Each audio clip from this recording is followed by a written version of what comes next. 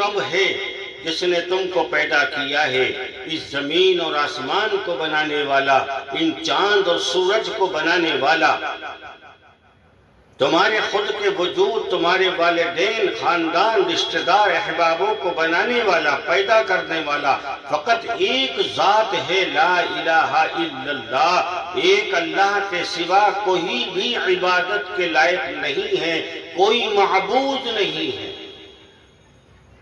معبود اس کو کہتے ہیں جس کو سجدہ کیا جائے، جس کی عبادت کی جائے۔ لا الہ الا اللہ، اللہ کے سوا کوئی معبود نہیں ہے، اللہ کے سوا کوئی ایسی ہستی نہ زمین پر آئی ہے نہ قیامت تک آئے گی کہ جس کے سامنے سجدے کا حکم دیا جائے۔ اللہ کے سوا کوئی عبادت کا حقدار نہیں۔ ایک اللہ کی ذات ہے، واحد ذات، جس کے سامنے جھکا جائے گا، جس کی عبادت کی جائے گی اور جس سے مدد مانگی جائے گی، جس کی حمد و ثنا کری جائے گی، جس کا ذکر خیر کرا جائے گا۔ جب بھی کوئی ضرورت میسر آئے، اللہ کے سامنے رجوع ہو، با ادب با شعور، بہت خضوع اور خضوع کے ساتھ، اور اللہ کے سامنے التجا کرے، دعا کرے، مناجات کرے، باری تعالی بندہ تو میں تیرا ہی ہوں، تیرے سوا کسی کی طاقت نہیں جو دنیا میں کسی چیز کا وجود بنا سکے، تیرے سوا کوئی حاجت روائی کرنے والا نہیں، تیرے سوا کوئی مشکل کشائی کرنے والا نہیں، تو پھر میں غیر کی چوکھٹ پر کیوں جاؤں جبکہ وہاں سے میرا کوئی کام بن ہی نہیں سکتا، وہ تو خود تیرا محتاج ہے۔ انبیاء علیہ السلام نے یہی تو تعلیم لوگوں کو دی تھی، یہی تو درس دیا تھا، یہی تو اعلان فرمایا تھا۔ اسی بات پر تو قوموں نے انبیاء علیہ السلام کا استقبال پتھروں سے کیا، ان کو دھکے مار مار کر نکالا گیا، ان سے ان کے وطن چھڑوائے گئے، ان سے ان کی پیاری سرزمین چھڑوائی گئی، ان سے ان کے والدین اور رشتہ دار، خاندان، احباب چھڑوایا گیا، اور آپ کو چھوڑنا پڑا۔ کیوں؟ کیونکہ اللہ کے حکم کے لیے، اللہ کے حکم کو پورا کرنے کے لیے، اللہ کے حکم کو زمین پر نافذ کرنے کے لیے انبیاء علیہ السلام کا نزول ہوا کرتا تھا، چاہنے والے ہوا کرتے تھے۔ انبیاء علیہ السلام نے اللہ کے بندوں کو، یعنی اللہ کی مخلوق کو اللہ کا تعارف کرایا۔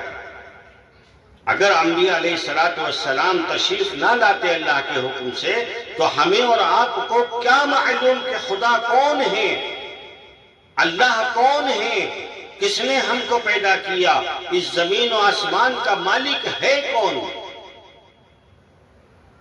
اس تمام عالم کا نظام چلانے والا بھلا کون ہے، بارشیں برسانے والا، ہوائیں چلانے والا، آسمان کو بنانے والا، سمندر بنانے والا، آخر کون ہے؟ ہمیں کیا معلوم ہوتا؟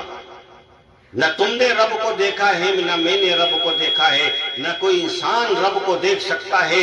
رب کی وہ شان ہی نہیں جو کسی انسان کی یا مخلوق کی آنکھ میں سما جائے۔ رب تو وہ ہے جو صرف ایک نور ہے، ایک تجلیات ہے۔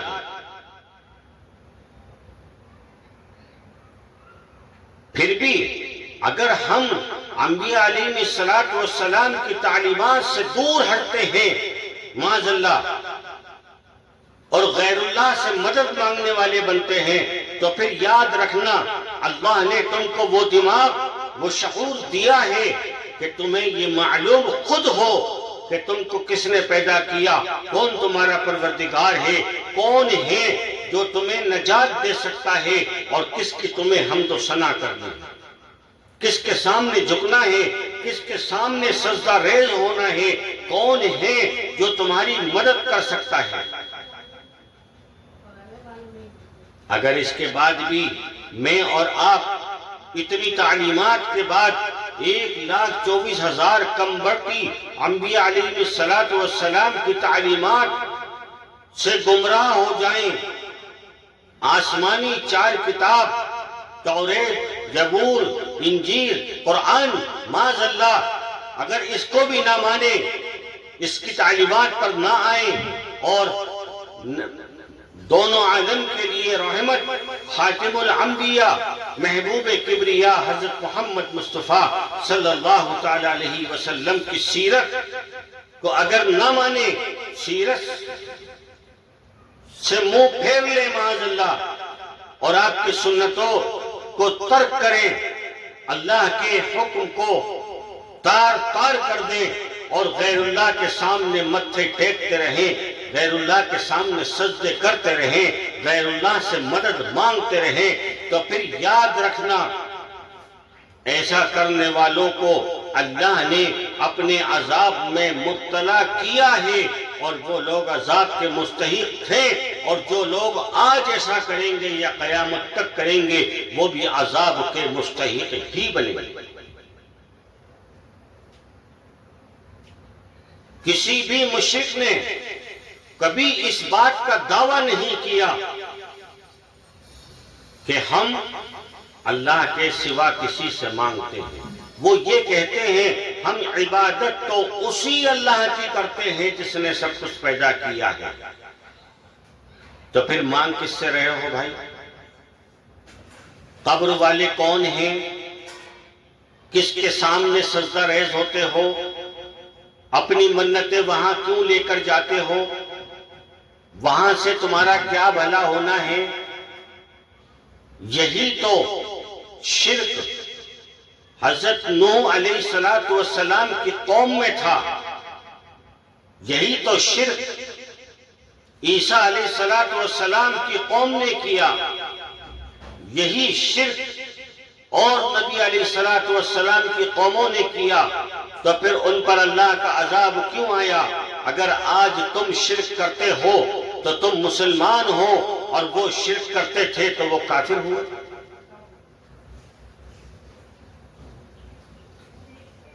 اگر تم پڑی مورتی کو پوجتے ہو تو مسلمان ہو، اور وہ کھڑی مورتی کو پوجتے ہیں تو کیا وہ مشرک ہوئے؟ وہی انسانیت کیسی تعلیم تم نے حاصل کی ہے شیطان سے کہ تم بانٹو تو تبرک، وہ بانٹے تو پرشاد، تم بانٹو تم چڑھاؤ تو چادر، وہ چڑھائے تو چندری۔ واہ کیا کہنا! کیا محمد مصطفیٰ صلی اللہ تعالی علیہ وسلم کی امت کو ایسا ہی ہونا چاہیے؟ کیا عاشق رسول کی تعلیم یہی ہے؟ معاذ اللہ، کیا غلام مصطفیٰ ایسے ہی ہوا کرتے ہیں؟ کیا اللہ کے چاہنے والے، اللہ سے محبت کرنے والے، اللہ کی رضا کے لیے زندگی گزارنے والے، اللہ کی رضا کے لیے زندہ رہنے والے، اللہ کی رضا کے لیے اللہ کے قرآن کو اپنانے والے، اللہ کے لیے نماز پڑھنے والے، اللہ کے لیے زندگی گزارنے والے، اللہ کے آسمان کے نیچے رہنے والے، اللہ کی زمین کے اوپر رہنے والے، اور یہ دعویٰ کرنے والے کہ ہم غلام مصطفیٰ اور عاشق رسول ہیں، تو کیا ان کی تعلیمات معاذ اللہ یہی ہے؟